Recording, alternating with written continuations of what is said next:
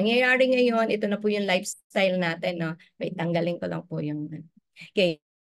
Sa lifestyle po natin ngayon, ito na po, nandito po sa festive day, ano tayo, season, ano? Siyempre, ang dami po nating mga pagkain ngayon. So, we have to, focus on our digestion. So, ito po yung from Susan Bowerman, How to Promote Healthy Digestion, Fiber, Fluid, and Lifestyle Changes.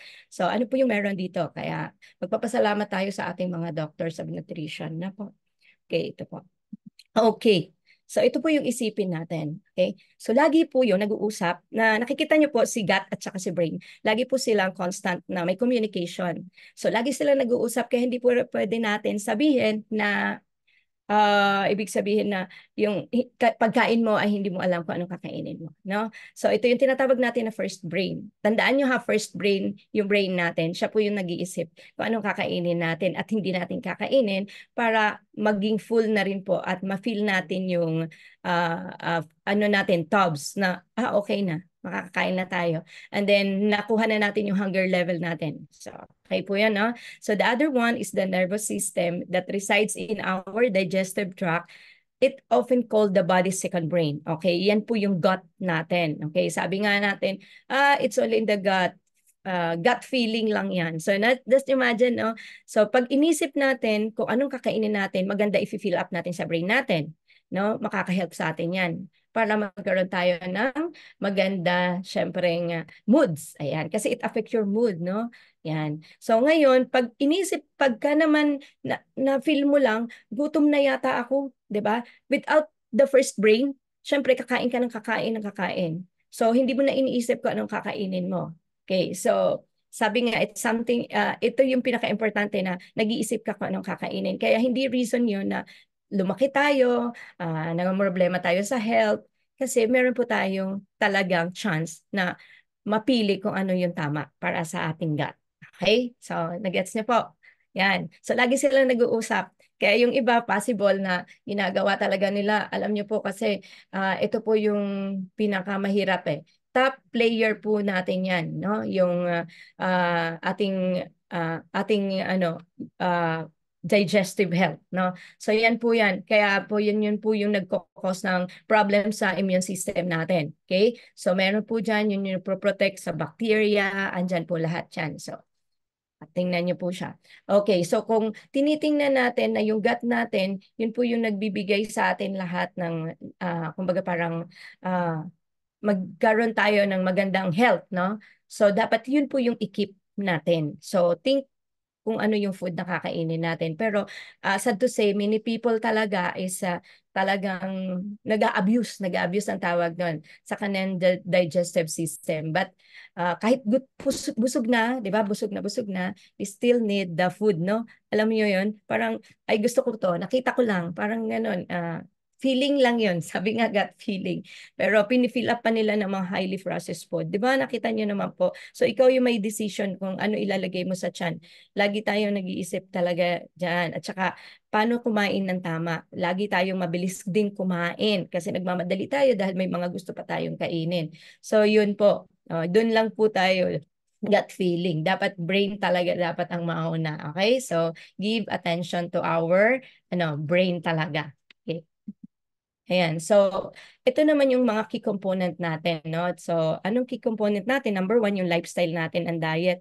So, we need this, fruits and vegetable. Ito yung mga maganda, yung mga more on fiber, no? Then the regular fluid intake, yung sinasabi natin na minimum 3 liters or you need 2 to 3 liters per day, kailangan natin. And then the regular exercise. That's the lifestyle na dapat makuha natin para maging maganda ang second brain natin. Ano yon, which is the gut, no? Para makip natin yung stress level natin, lagi natin i-check, doon pala yun nanggaling. Imagine, no? So, kaya alam natin yung dapat natin gagawin. So, dahil because of mga busy lifestyle na, no? 'Di ba? Busy lifestyle, hindi po siya dahilan. So, Herbalife Nutrition talaga, I'm so grateful kasi binigyan tayo ng easy Very convenient, readily available, no? How much lang yan? That's 91 pesos in one glass, no? 'Di ba? I-shake mo lang o aalugin mo lang, whatever is it, basta with the water. So andyan na, nakuha niyo na po yung complete nutrients na vitamin, the calcium, the fiber, the protein, the grams of vitamin C and the grams of the vitamin E. 'Di ba? Yun yung hanap ng katawan natin. So yan yung ginagawa natin tuwing morning para pagpasok mo, fill up ka ng nutrition. Nutrition talaga. So, amazing, di ba? So, yan po yung number one. So, eto pa the other one, syempre, we have to consider yung mga digestive aid natin. Ano yun, na nakaka-help yung fiber. Dapat alam natin yung grams ng fiber. So, that's 25 to 30 grams per day. And then, of course, yung probiotic that we need para to support the healthy gut, no? Yung ating good bacteria. So, yan po yun. So, meron tayong tinatawag na fiber. Ayan yung mga sources. Ayan yung mga oats, ayan yung beans, yung lentils, and whole meal bread and almonds. So, minsan hindi natin yan makuha, right? Kasi syempre, hanapin pa natin yan. Kaya po nagiging maganda po kasi sa atin kasi mas naiintindihan natin na mayroon na yung first choice from the brain, no? So, mayroon na tayo, may load talaga agad tayo, may alam tayo. So, but you have to know that there are two kinds of fiber, the soluble fiber, syempre, yung soluble fiber, yun yung, yung broken, yung pag break mo yung food, no? Ito yung ina-absorb ng body, tapos nagbibigay ito ng nutrients sa atin. Okay, ito po yung mga manggagaling sa mga vegetable, yung insoluble fiber, ito yung brand ng whole grain. So, nakakatulong po ito sa digestive health natin para maging regular ang bowel movement natin. So, yung soluble naman, sabi nga dyan, ayan, nakakatulong din sa blood sugar level natin. Ayan, nagpo-full yan sa stomach natin. So, ayan po yan. So, pwede yan, nakukuha yan sa, nakikita sa apple, sa oranges. Ayan. So, nag-expand po yan. Kaya matagal po, longer po yung hunger natin dyan. So, nag-fill up yan together with the liquid. So, ayan po. Doon po sa watery part ng sa stomach natin. Kaya po maganda po yun. Very important po yung soluble fiber din po. At siya din po yung nagkakaroon ng malaking impact na probiotic at nag-encourage siya para magkaroon ka ng good bacteria. Yan po yan siya. So, ngayon, minsan nga lifestyle po natin right now, no? Sabi nyo busy. So, wala pong busy. Kasi we have this kind of fiber in Herbalife na very unique, no? So, tingnan nyo po, andyan po yung kailangan ninyo. Tingnan nyo po yung mga ingredients niyan. All from natural fruit, no? So, nakakatulong yan sa dietary health natin, yung fiber natin.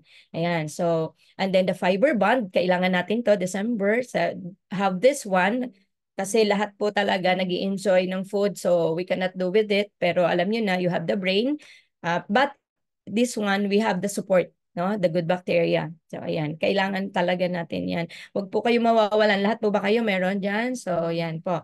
And another one is the probiotic na kakailangan minsan kasi nakukuha natin ang mga probiotics sa fermented foods, no? Yung katulad ng yogurt, ayan, ng kefir, ng pickles, yung mga miso paste, ayan, yung olives. Syempre, minsan din natin maisip yun eh. Hindi natin yan binibili agad kasi very expensive, no? So, thanks to Herbalife again, because we have this kind of probiotic, it promotes the proper digestion, improves nutrient absorption, and it helps minimize abdominal discomfort. So, anything na mafe-feel mo sa gut mo, ayan. So, malaking tulong yan. At saka makakatulong din po sa bowel movement natin yan. So, ang galing, no? So, we have this kind, kasi maganda po ito, it produce yung ng bacteria, no? Yung talagang trillion, 10 trillion. Alam niyo po ba, times 10 pala ng trillion ng bacteria na meron tayo, mga colony, ang tawag doon, colony pala yun. So kung may colony ng may colony ng bacteria sa loob ng gut natin, yun yung microbiome.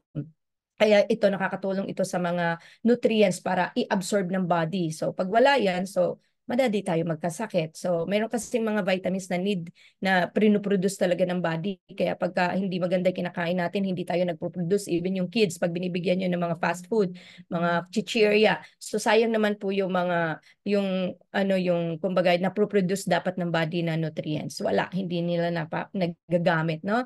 So, walang worth yung mga food. Kaya dapat meron talaga tayong thinking power. Ayan, meron tayong mga supplements na nakakatulong sa atin, kaya very thankful tayo. So ayan, nakakatulong din po siya sa memory mo, no? Sa gut mood mo. Yung pala yung mood swing natin, doon pala yun. So ayan po, malaking bagay po ang probiotic, no? Lalo na sa mga bacteria. Yung alam niyo po yung ano, yung mga in bed na rin kasi hindi na sila nagmo-move, dami nilang bacteria. The best po, lalo na yung mga may sakit. Grabe ang probiotic, no? Napakadali lang siya, i-add lang siya, hot or cold, walang pinipili yan. Okay, kahit saan pwede, kahit saan meron, pwede mong ilagay. Dalhin mo lang siya. So, since soluble fiber, nakadi-dissolve siya in water at saka insoluble, very important, nagtatrap, very important po yung dalawa na makuha natin and then the probiotic. So, you have also the water. Alam niyo naman po na water carries mga nutrients papunta sa mga cells natin, di ba? So, hindi makakarating yun pagka lack of water din po tayo. So, ayun, kailangan din po natin ng adequate na water, no? So, tingnan niyo po yung cause ng lack of water. Sige, number one, constipation, kung digestive system naman ang pag-uusapan. So, bonus yung over-fatigue, yung mga muscle cramps, nararamdaman yung migraines. Yan, migraines sa brain yan. So, yung dry skin. So, kulang po tayo. Pero luckily, meron tayong best hydration. Ang bilis, fast and easy hydration. Parang pag inom mo, na-hydrate ka na agad. Parang hinahapo ka, yung, andyan po yung aloe vera, di ba?